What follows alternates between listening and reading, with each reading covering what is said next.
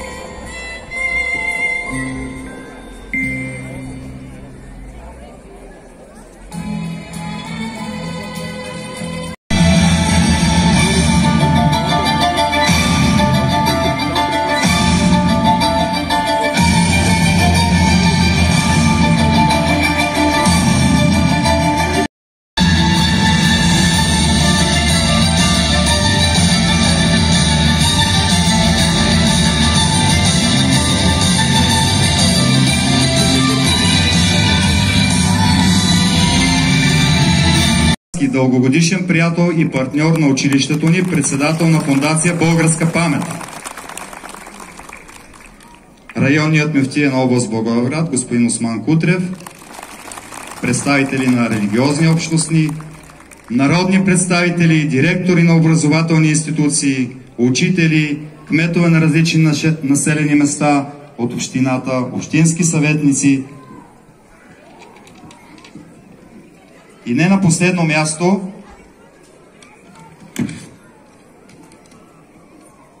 човекът, който с неговия екип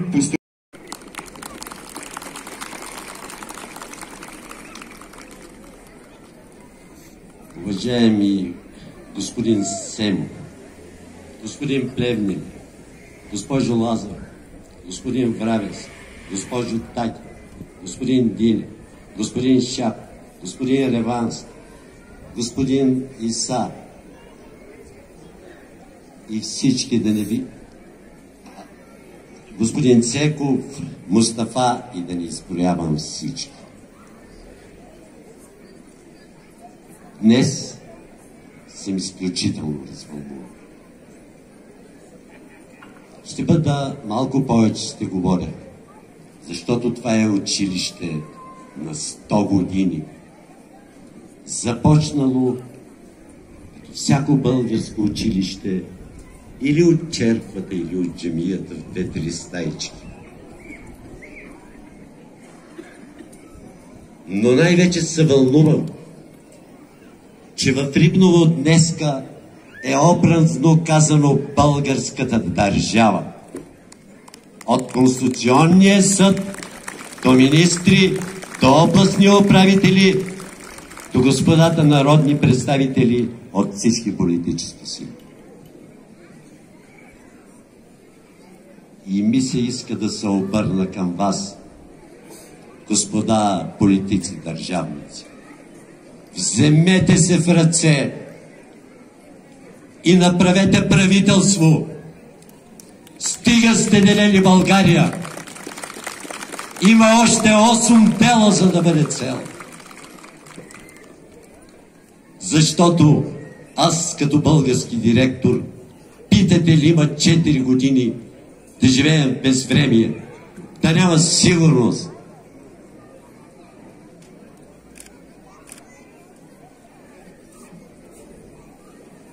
Вълнувам се и за друго.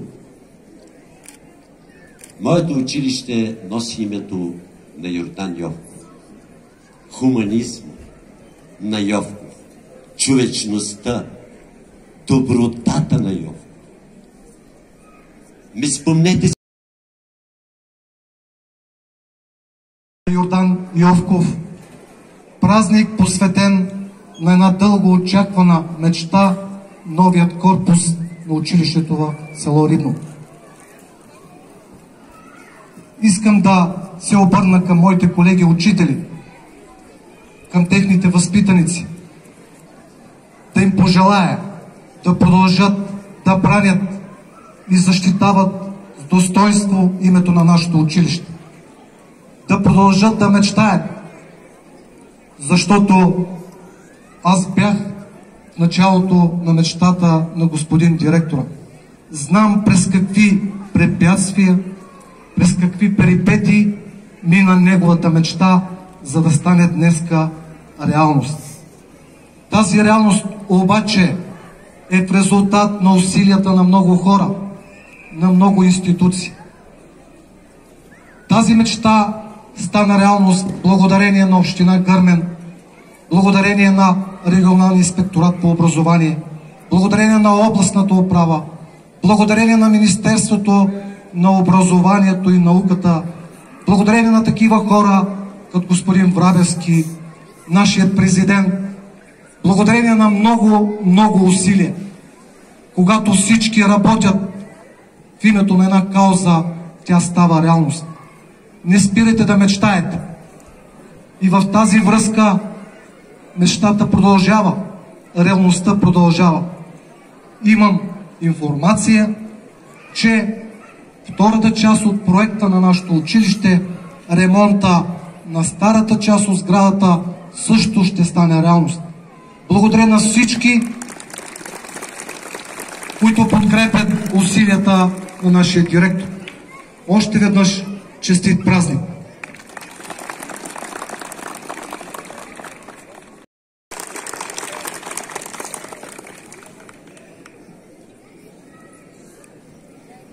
Уважаема госпожо заместник министър, уважаеми кметове, областни управители, лидери на религиозни общности, народни представители, високо уважаеми професор Семов, високо уважаеми господин доктор Врабевски, госпожо Такева, скъпи приятели, никой няма да забравя, бях първият действащ държавен глава на Република България, който дойде тук на крака при вас на площада. Спомням си хората по покривите, но преди всичко си спомням очите, енергията, добра и градивна, очите на хора, които са работливи, които са градивни, които са толерантни. Никой няма да забравя всяка добра дума, която чух тогава, стиснатата ръка. И днес е същото. Знаех, че Рибново е едно съкровище на България. И не само ритуалите, не само сватбите, но и хората. Но и най-голямото съкровище на Рибново са децата на Рибново. Скъпи деца, дълбок поклон към вас, защото си спомням през всичките години, когато работехме заедно с Манчо и неговия екип и всички добри хора, които помагаха. Спомням си, че вие бяхте готови да учите в мазетата. Спомням си, че вие бяхте готови да се откажете от столовата си, за да учите. Спомням си, че вие бяхте готови да затворите физкултурния салон, за да учите. Дълбок поклон и останете винаги такива, каквито сте. Преди всичко, любопитни и учещи. Скъпи приятели, ако хората и децата на Рибново са неговото съкровище и богатство и за цяла България, Йовков е прав. Бяла лястовица има и Рибново си има своята бяла лястовица. И тя се казва Манчо Джуркин. Това е човека, който не спря да мечтае. Това е човека, който като бяла лястовица обикаляше всички софийски и не само институции. Чиновнически стаи, кабинети на можещи, властимащи и всякакви хора, за да преследва мечтата си. Манчо, дълбок поклон за теб. Продължавай да мечтаеш заедно с Рибново. И скъпи приятели, в завършек, нека да ви кажа нещо истински важно. Искам да продължа мисълта на доктор Семов, конституционен съдия, човек, който е символ на върховенството на закона. И да продължа неговата мисъл за патриотизма. Днес можете много лесно да разберете разделенията в българското общество. Дълбоките линии, които се чертаят, противопоставения, каквито не очаквахме, но сме свидетели на тях. Те могат да бъдат разбрани единствено и само по линията на патриотизъм срещу национализъм. Модерен патриотизъм срещу криворазбран, много често финансиран отвън национализъм. Помнете и никога не забравяйте, че българският патриотизъм като такъв е изцяло продемократичен и проевропейски. Никога не забравяйте, че апостолът на свободата, нашите будители, нашите възрожденци, нашите герои, нашите деди ни завещаха да бъдем равни на другите европейски народи, т.е. да се интегрираме с демократична, просперираща, но преди всичко хуманна, уважаваща различията и човешките права и свободи на всеки и даваща права на всеки обединена Европа. И се противопоставяте на всички, които не са разбрали, че за да развяваме българското знаме, трябва да помним и да следим и да следваме завета на дедите, на апостола на свободата. Чистата и свята република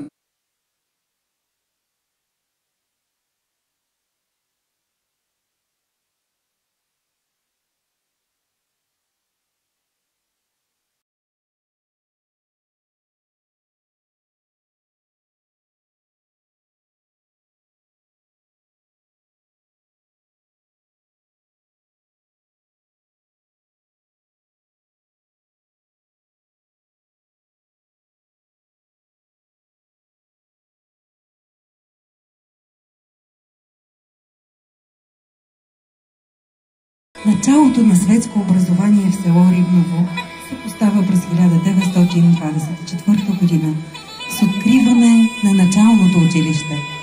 То се помещавало на центъра в селото в помещение стая в централната джамия на площада.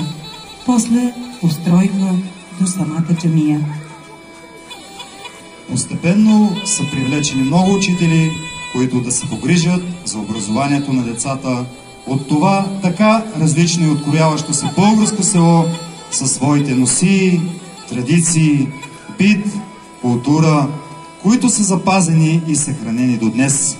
Учители са идвали от различни краища на България, от Дупница, Кюстендил, Благоевград и много други градове. Директорът тогава изпълнявал ролята главен учител. Учителът се посрещал и изпращал с големи дарове, армагани, носии за спомен учителите на селото. Раздялата с учителите е била като голямо събитие. От благодарност към учителите, местните жители натоварвали мулета, магарата, коне с дарове и принадлежности на учителя и го съпровождали чак до асфалтовия път, който правил връзката ни с град Гоце Делчев. От 1925 година до 1951 в училището са се обучали ученици до 3-ти, после до 4-ти клас, като някои години дори няма учебна дейност.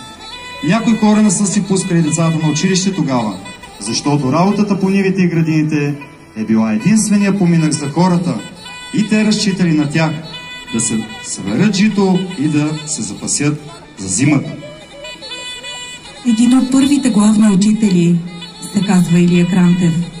Той спечелил доверието на децата и родителите им, като рисувал на площада.